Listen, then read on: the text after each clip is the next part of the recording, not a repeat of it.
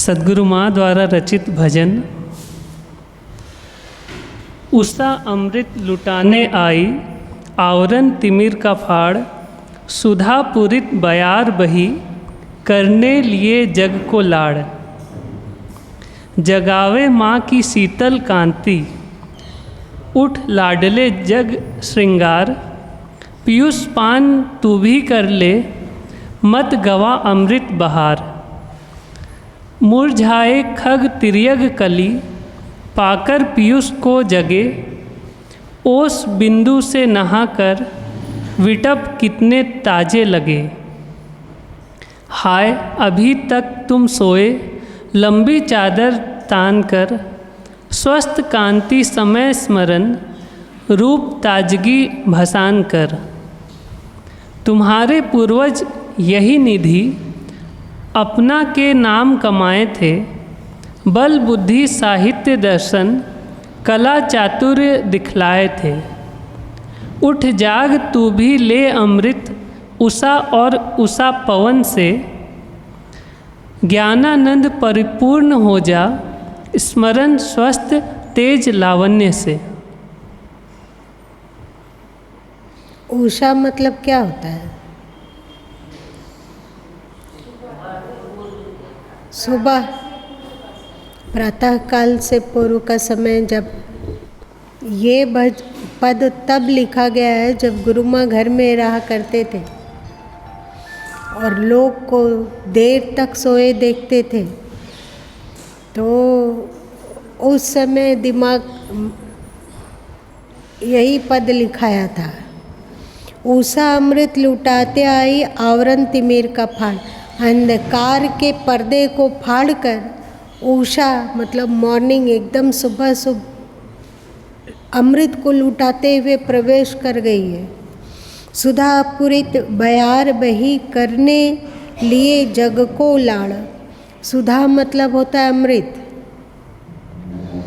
अमृत पूरित होकर, अमृत पूरित हवा, बयार मतलब होता है हवा। बयार मतलब हवा, अमृत भरी हवा बह रही है। संसार से प्यार करने के लिए, संसार को दुलारने के लिए अमृत में हवा बह रही है। कब? सुबह में। उषा आप लोग को अनुभव नहीं होता है? आप लोग 5 बजे जब थोड़ा थोड़ा 1-2 तारा हो, पूरा तारा लुप्त ना हुआ हो, उस समय आप टहल के देखो, अलग ही छटा होती है। उसको हम लोगों के पूर्वज लोग ब्रह्म मुहूर्त कहते हैं। ब्रह्म मुहूर्त का मतलब क्या होता है? वो समय जब परमात्मा बहुत अधिक सक्रिय है। क्योंकि देखिए, जो दिन का समय होता है उस समय संसारी लोग जागे रहते हैं और संसारी लोग संसार का कार्य करते रहते हैं। और रात का जो पहला पीरियड होता है 12 बजे तक, 1 बजे तक, उसमें संसारी लोग संसार में रत रहते हैं। कोई पार्टी कर रहा है, कोई कहीं और कुछ कोई विकार में प्रवृत्त है। और ये जो मॉर्निंग का समय है, बिल्कुल सुबह उषा काल, ब्रह्म मुहूर्त, उस समय ना सांसारिक क्रिया हो रही है, ना सांसारिक लोग जगे हुए हैं। उस समय वातावरण बहुत अधिक निर्मल होता है। वातावरण में सांसारिकता बहुत कम हो जाती है। तो इसीलिए हमारे पूर्वज उसको ब्रह्म मुहूर्त कहते हैं। तो ये लाड़ किसको कहा जाता है पता है? निर्विकार प्रेम।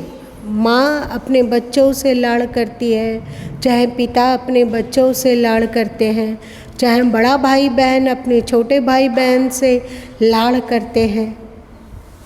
प्यार, लाड़ मतलब प्यार ही होता है, पर वो प्यार जिसमें ममता प्रमुख है उसको लाड़ कहते हैं।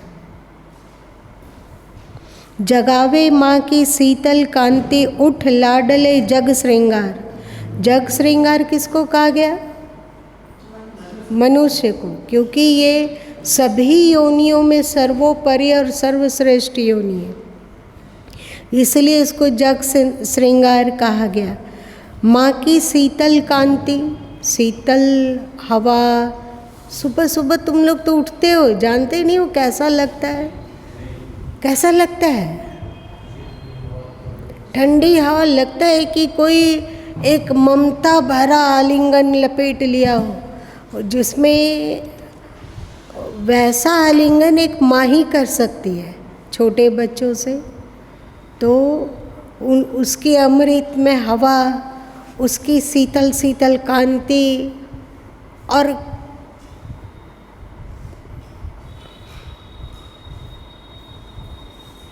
जगाती हुई अनुभव होती है कि उठो, जागो और हमसे हमारे प्रेम का अधिकारी बन जाओ। हमारे में अमृत है, उस अमृत से तुम अपने आप को भर लो। पीयूष पान तू भी कर ले, मत गवा अमृत बहार। इस अमृत बहार को मत गवा। तू भी, पीयूष मतलब फिर से अमृत, पीयूष, सुधा, अमृत, सब तीनों का एक ये पर्यायवाची है। जैसे छोटा शिशु होता है तो वो रोटी नहीं खा सकता है, दाल नहीं खा सकता है, लेकिन माँ का दूध पी सकता है। तो यहाँ पर कहा जा रहा है कि ये उषा हमारी माता है और उसका अमृत में दूध का पान कर तो। मुरझाए खग त्रियग कली। खग मतलब क्या होता है? पक्षी। और त्रियग मतलब क्या होता है? सब के सब। कली फूल। तो चिड़िया, कबूतर, पक्षी लोग भी मुरझाए हुए पड़े थे अपने अपने घोंसले में। कीड़े मकोड़े भी शायद सो रहे होंगे, पर वे सब के सब पीयूष, उषा का पीयूष को पाकर सबके सब अंगड़ाई लिए और जग गए हैं। पक्षी वगैरह नहीं, थोड़े थोड़े उड़ने लग जाते हैं उस समय।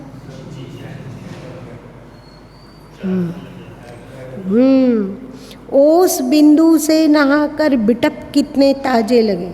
बिटप का अर्थ होता है पौधा, पेड़। ऐसा लगता है कि माँ का स्वागत करने के लिए जितने भी पेड़ पौधे थे, घास इत्यादि था, ऐसा लगता है वो नहा धो के तैयार हो गए हैं।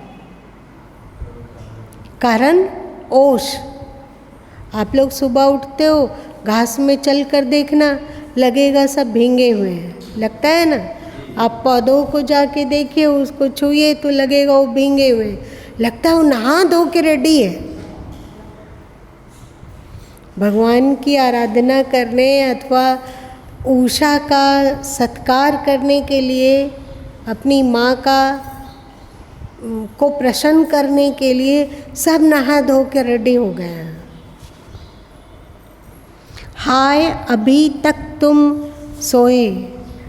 इतने पेड़ पौधे घास पात भी नहा कर तैयार हो गए हैं और पशु पक्षी कीड़े मकोड़े भी जाग गए हैं, और अभी तक तू सोया हुआ है।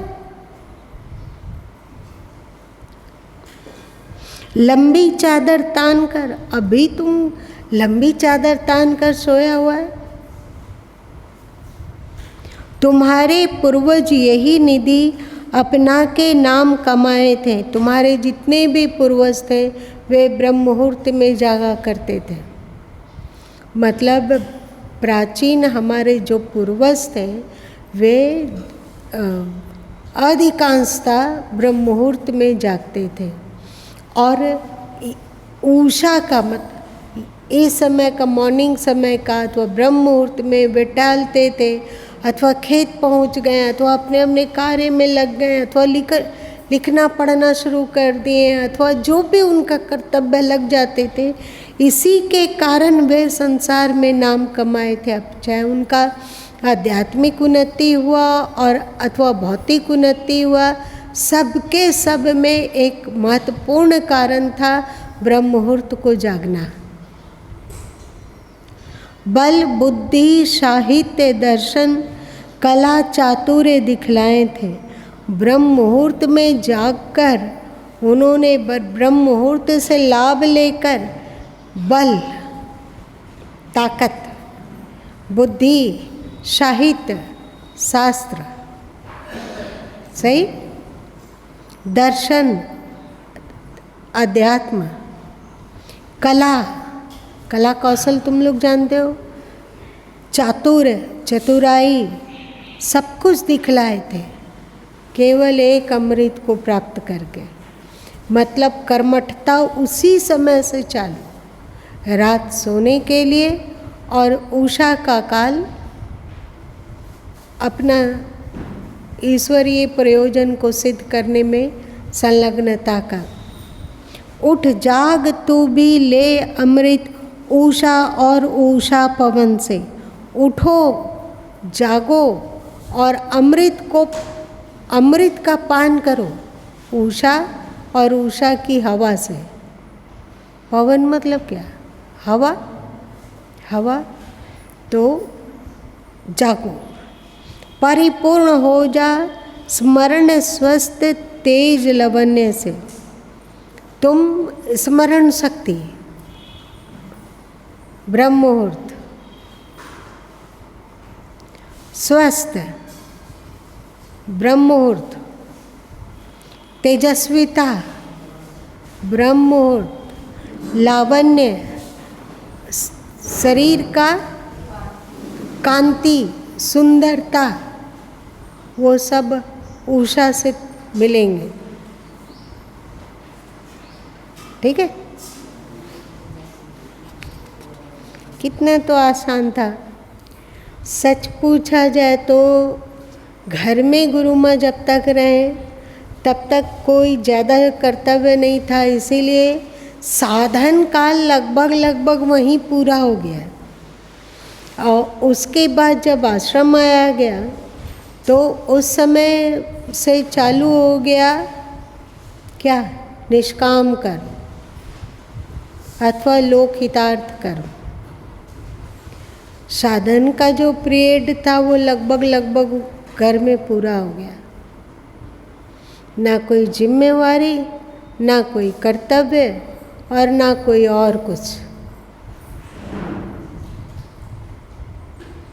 चलो अब अगला पद बताओ।